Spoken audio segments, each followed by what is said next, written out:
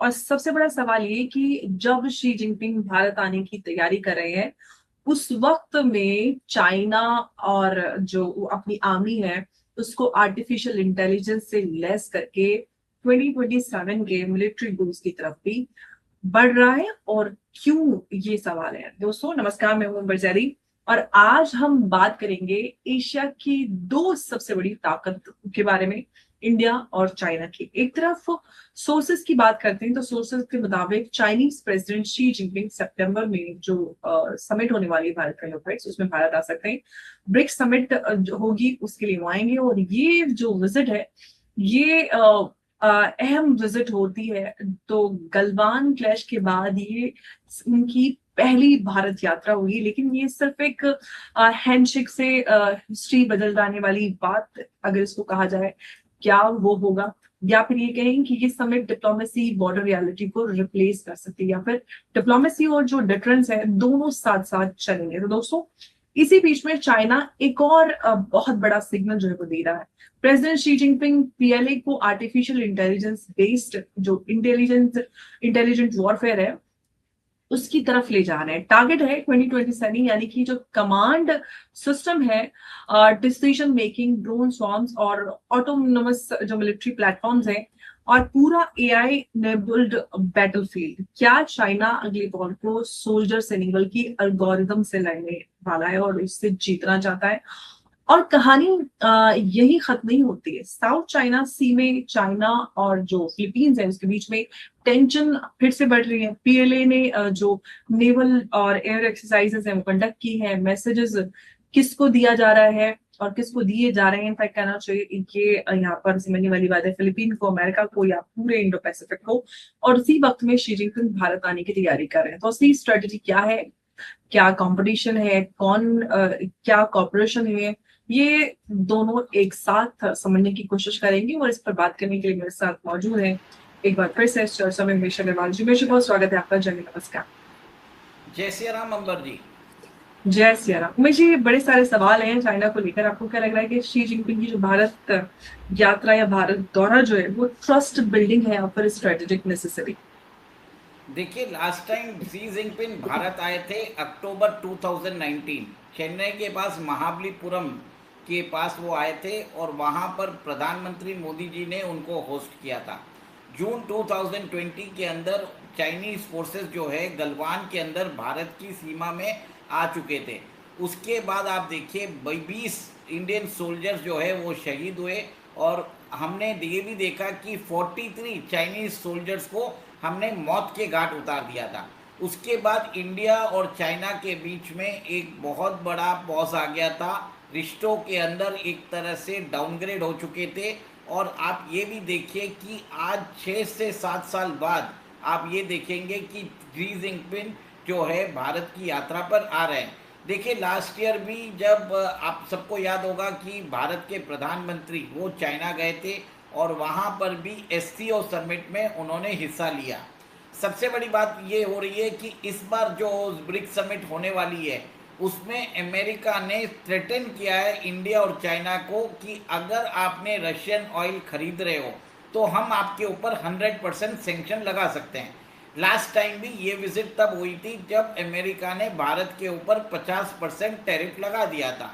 अब सबसे बड़ी बात है कि ब्रिक्स की जो चेयरमैनशिप है इस बार भारत के पास है और भारत ने एक तरह से आप देखिए इसके अंदर यूएई और ईरान के दोनों के राष्ट्रपति भारत आने वाले हैं और दोनों एक तरह से ऑपोजिट कैंप में हैं। यूएई जो है वहाँ पर अभी जो ईरान और इसराइल के बीच में जो वॉर हो रहा है उसमें कोलैटरल डैमेज जो है वो यूएई को उठाना पड़ रहा है, क्योंकि यूएई को अमेरिकन एलाई समझ रहा है ईरान।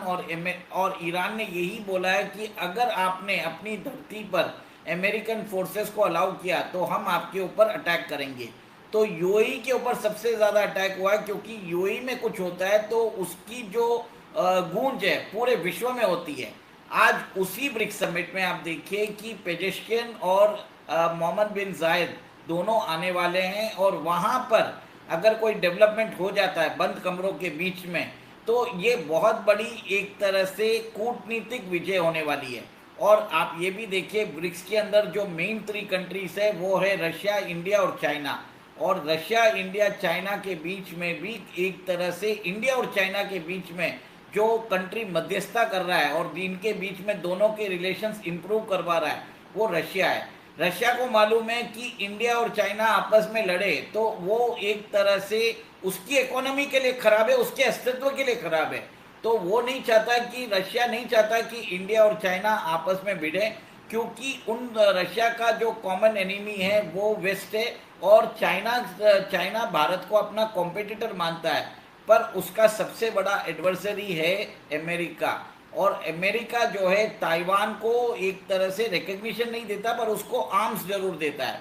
जापान के अंदर उसके ओकिनावा के अंदर बेसिस है, साउथ कोरिया के अंदर उसके बेसिस है।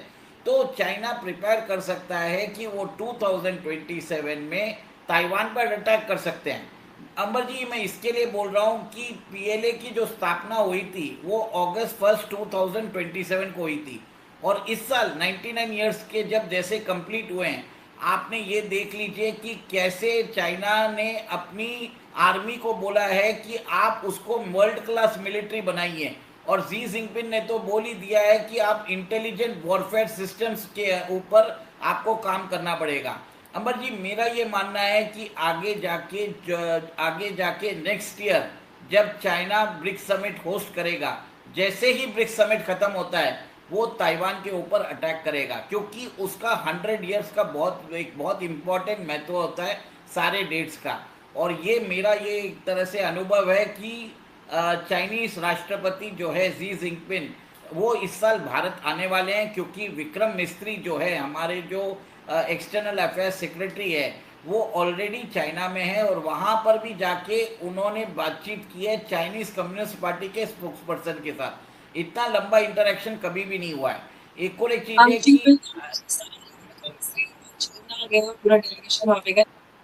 थोड़ा ये है कि क्या बॉर्डर डिस्प्यूट्स को साइड रखकर जो इकोनॉमिक कॉपरेशन है और चाइना भारत के बीच की नजदीकियां है वो बढ़ेंगी, या उसके बाद में अगला सवाल आपसे जो चाइना एआई मिलिट्री उसकी तरफ बढ़ रहा है उस पर बात करूंगा आपसे। सबसे पहले इंडिया और चाइना दोनों मिलके कॉमन जो एडवर्सरी है दोनों का, जो अमेरिकन थ्रेट है उसको एड्रेस करेंगे। और उसके अंदर जो रशिया के ऊपर ज़्यादा इम्प्लीकेशन ना आए वो ध्यान दिया जाएगा। क्योंकि रशिया की अगर आज लाइफलाइन है वो 2 कंट्रीज ही है, एक तो चाइना है और एक इंडिया है। दोनों ही कंट्रीज जो है बहुत बड़ा एनर्जी ट्रेड कैरी कर रही है रशिया के साथ। भारत ने अभी आप देखिए 55% टू 60% हमारा जो ऑयल जो इंपोर्ट होता है वो हम रशिया से कर रहे हैं। रशिया ने हमको बोल दिया है, बांग्लादेश को बोल दिया है कि हम आपसे ट्रेड रुपीज़ में, इंडियन रुपीज़ में करना चाहते हैं, हमको वर्थलेस डॉलर नहीं चाहिए, आप हमको इंडियन रुपीज़ देंगे तो हम आपके साथ ट्रेड करेंगे। आप ये भी देखिए कि चाइना और रशिया के बीच में जो ट्रेड है वो 250 बिलियन डॉलर के आसपास है। भारत और रशिया के बीच में कुछ 70 से 75 बिलियन डॉलर का ट्रेड है। ये दोनों countries are very much important for the Russian economy. और सबसे बड़ी बात है कि इनके साथ रशिया भी पिसने वाला है। तो ये तीनों कंट्रीज रशिया, इंडिया और चाइना अलॉन्ग विद ईरान साथ में मिलके एक कॉमन थ्रेट को एड्रेस करने की कोशिश करेंगे। और रशिया, इंडिया और चाइना ट्राई करेंगे कि ईरान और यूएई के बीच में एक तरह से मध्यस्थता करके उन दोनों के बीच में एक तरह से सिग्नेचर करके थोड़ा कोई पीस ट्रीटी की तैयारी करेंगे। अहमद, ये बहुत इंपॉर्टेंट है ऑप्टिक्स के कारण, क्योंकि आप देखिए यूएई जो है एक तरह से अमेरिकन एलाई है, पर अमेरिकन एलाई के बाद आज देखिए यूएई ने अपने आप को ओपेक से अलग कर दिया।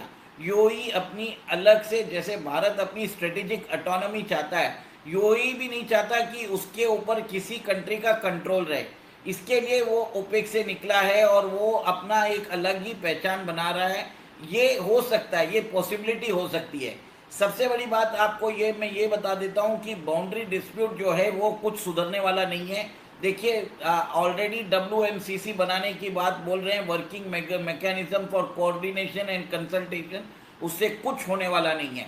सबसे बड़ा जो इश्यूज है भारत और चाइना के बीच में वो तिब्बत के लेके ऊपर मुद्दा है। और देखिए 2010 के बाद भारत ने कभी भी ऑफिशियली नहीं बोला है वन चाइना पॉलिसी के साथ। और भारत इंकरेज कर रहा है ताइवानीज कंपनीज को भारत के अंदर इन्वेस्ट करने के लिए। एक चीज वो भी, जैसे पाकिस्तान को सपोर्ट कर रहा है चाइना, भारत भी देखिए ब्रह्मोस मिसाइल बेच रहा है। फिलीपाइंस, इंडोनेशिया, वियतनाम, ये तीनों नेशन साउथ चाइना सी में है और उसके जो बॉर्डर डिस्प्यूट्स हैं वो ऑलरेडी चालू हो चुके हैं। अंबर जी, ये एक तरह से बहुत बड़ा कूटनीति फैसला होने वाला है। और आप ये देखिए कि इस बार जो ब्रिक्स समिट है उसमें हमने बांग्लादेश को इनवाइट किया है और बांग्लादेश के तारिक उर रहमान को एक तरह से बुलाकर सम्मान दे रहे हैं कि हम आपको गेस्ट के जैसे बुला रहे हैं। और बांग्लादेश जो है वो ब्रिक्स के अंदर ज्वाइन करना चाहता है, पर भारत के हाथ में वो वीटो पावर है। और मोस्ट प्रोबेबली आप देखेंगे कि नेक्स्ट ईयर चाइना के अंदर ये ब्रिक्स समिट होगी, चाइना शायद पाकिस्तान को भी इनवाइट कर सकता है। तो देखिए एक तरह से ये जो टिट फॉर टैट वाला खेल है वो चल